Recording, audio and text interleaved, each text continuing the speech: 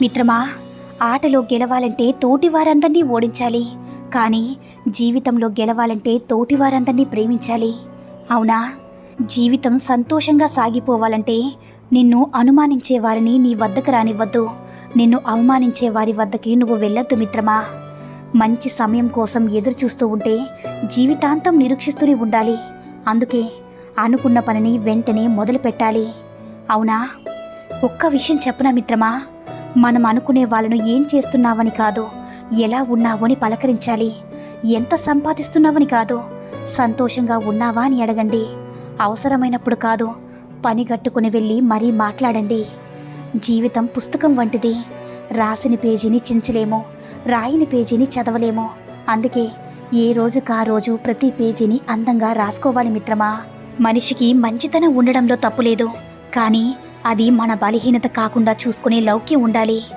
దీపం మీద కోపం వస్తే చీకటయ్యేది నీకే, ఆకలి మీద కోపం వస్తే కడుపు మాడేది నీకే, ఇష్టమైన వారి మీద కోపం వస్తే ఒంటరి అయ్యేది నువ్వే మిత్రమా.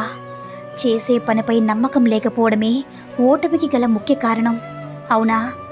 ఒకటి గుర్తించుకో మిత్రమా, ప్రపంచాన్ని గెలవాలనుకోవడం కంటే నువ్వే ప్రపంచం అనుకుంటున్న వాళ్ళ మనసును గెలుచుకో.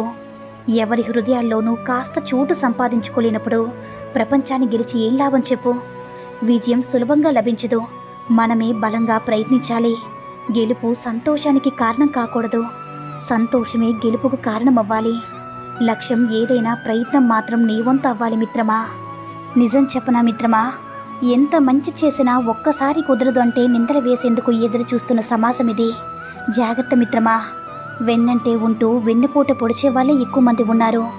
గతంలో నిన్ను బాధించిన వాళ్ళను మర్చిపో, కానీ వాళ్ళు నేర్పించే పాఠాలు మాత్రం జీవితాంతం గుర్తుంచుకో మిత్రమా. జీవిత సత్యమేంటో చెప్పనా మిత్రమా, ఎంత ఖరీదైన వస్త్రం ధరించినా విడవక తప్పదు, ఎంత మంచి భోజనం తిన్నా విసర్జించక తప్పదు, ఎంత ఖరీదైన కారు ఎక్కినా దిగక తప్పదు, ఎంత ఎత్తుకు వెళ్ళినా నేలపైకి రాక తప్పదు, ఎన్ని ప్రదేశాలు తిరిగినా సొంత ఇంటికి రాక తప్పదు, ఎంత గొప్ప అనుభూతి పొందినా మామూలు స్థితికి రాక తప్పదు మిత్రమా. ఎంత కష్టమో కదా. వదిలేసిన వెళ్ళిన వాళ్ళు రారని తెలిసినా వస్తారేమోనని ఆశగా ఎదురు చూడడం. మన నవ్వు వెనుక కన్నీళ్ళు, సంతోషం వెనుక దుఃఖం, కలహాల వెనుక సామరస్యం, కోపం వెనుక ప్రేమ తెలిసిన వాడే నిజమైన మిత్రుడు. అవునా? కొన్ని అబద్ధాలను ఏమీ ఆలోచించకుండా నమ్మేస్తాము, కానీ కొన్ని నిజాలను మాత్రం ఎప్పటికీ కూడా ఆలోచిస్తూనే ఉంటాము. గడిచిపోయిన కాలాన్ని తిరిగి తీసుకురాలేం కదా. ఒక్కసారి తీసుకున్న నిర్ణయం వల్ల మారిన జీవితాన్ని తిరిగి మార్చలేము. ఎదురుచూపు మంచిదే మిత్రమా, కానీ అది ఎప్పుడు ఒకరిదే అయితే ఆ బాధను భరించడం చాలా కష్టం. ఎప్పుడు నవ్వుతూ మంచి ఆలోచన కలిగి ఉండు, అప్పుడు ప్రపంచంలో నీకంటే ఎవరూ అందంగా ఉండరు. ఆశ జాతకాన్ని నమ్మేలా చేస్తుంది, కోరిక దేవుణ్ణి నమ్మేలా చేస్తుంది, బాధ మనిషిని నమ్మేలా చేస్తుంది, కానీ ధైర్యం మాత్రం నిన్ను నువ్వు నమ్మేలా చేస్తుంది. మిత్రమా, ఎప్పుడు కూడా గర్వంతో ఉండవద్దు, సన్నిహితులను కోల్పోతావు. ఈర్ష్యతో ఉండవద్దు, స్నేహితులను కోల్పోతావు. కోపంతో ఉండవద్దు, నిన్ను నువ్వే కోల్పోతావు మిత్రమా. మన మనసు ఎంత నిర్మలంగా ఉంటుందో మన జీవితం కూడా అంతే ఆనందంగా ఉంటుంది. అవునా? వాదించుకుంటే ఎవరో ఒకరు గెలుస్తారు, కానీ చర్చించుకుంటే ఇద్దరూ గెలుస్తారు. ఎందుకంటే వారి మధ్య ఉన్న బంధం గెలుస్తుంది కాబట్టి. అవునా? పోటీ లేని గెలుపు, కష్టపడకుండా వచ్చే డబ్బు, నమ్మకం లేని బంధం జీవితంలో ఎప్పటికీ తృప్తినివ్వలేవు. మనిషి వయసు పెరిగే కొద్దీ అనుభవం పెరగాలి, ఆలోచన విధానం మారాలి, నడుచుకునే ప్రవర్తనలో మంచి చెడు ఎరగాలి. అప్పుడే విలువైన గౌరవము సమాజంలో మంచి వ్యక్తిగా గుర్తింపబడతావు మిత్రమా. ఒక్క విషయం గుర్తించుకో మిత్రమా, మనం ఎలాంటి వాళ్ళమనేది ఈ లోకంలో ఇద్దరికీ తెలుసు. ఒకరు ఆ భగవంతుడు, మరొకరు మన అంతరాత్మ. అడుగుదామంటే ఇద్దరూ కనిపించరు. దీనికి ఒకటే పరిష్కారం, మనల్ని మనం అనుక్షణం ఆత్మవిమర్శ చేసుకోవడమే. కరువులో ఉన్నావని అరువు తీసుకుంటే ఆ అరువు రేపు నీకు బరువైతే జీవితం కన్నీళ్లు చేరువవుతుంది మిత్రమా. అందుకే ఆడంబరాలకు పోకుండా ఉన్నదానితో సంతోషంగా జీవించు. ఆయుధంతో శత్రువును గెలవచ్చు, ఆలోచనతో మనసును గెలవచ్చు, అనుభవంతో ఆశయాన్ని గెలవచ్చు, కానీ పుస్తకంతో ప్రపంచాన్ని గెలవచ్చు మిత్రమా. ఎదుటి మనిషి మాట్లాడకపోయినా నువ్వు మాట్లాడు, ఎందుకంటే మారింది ఎదుటి వ్యక్తి కానీ నువ్వు కాదు. అదే మంచి లక్షణం, మనిషి లక్షణం కూడా మిత్రమా.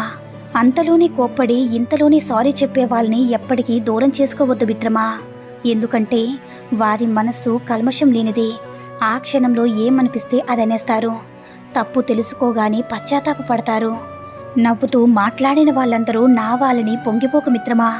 ఏమో ఎవరికి తెలుసు ఆ నవ్వు వెనక ఎన్ని కుట్రలు, ఎన్ని కుతంత్రాలు దాగి ఉన్నాయో. ఒక స్త్రీ ఎంత సుఖంగా పెరిగినా ఆమె అదృష్టం మరియు దురదృష్టం తెలిసేది ఆమె పెళ్లి తర్వాతే. అవునా మిత్రమా, నీ దగ్గర ఏమీ లేనప్పుడు నీకు ఉండే ఓపిక, నీ దగ్గర అన్నీ ఉన్నప్పుడు నీ ప్రవర్తన, ఈ రెండు విషయాలు నీవెవరో తెలియజేస్తాయి. దారిలో అడ్డు వస్తే ఆపాల్సింది ప్రయాణం కాదు, నడిచే పద్ధతిని. చేసే పనిలో అడ్డంకులు వస్తే ఆపాల్సింది పని కాదు, ప్రయత్నించే విధానాన్ని. ఆలోచించి తీసుకున్న నిర్ణయం, కష్టపడి దక్కించుకున్న అవకాశం, ఓటమి నేర్పిన అనుభవం, గొప్ప వ్యక్తిత్వం వల్ల వచ్చే అభిమానం ఎప్పటికీ వృధా కావు మిత్రమా. ఒకటి గుర్తించుకో మిత్రమా, పూలమాల అందంగా ఉంటుంది కానీ అల్లిన దారం కనబడదు.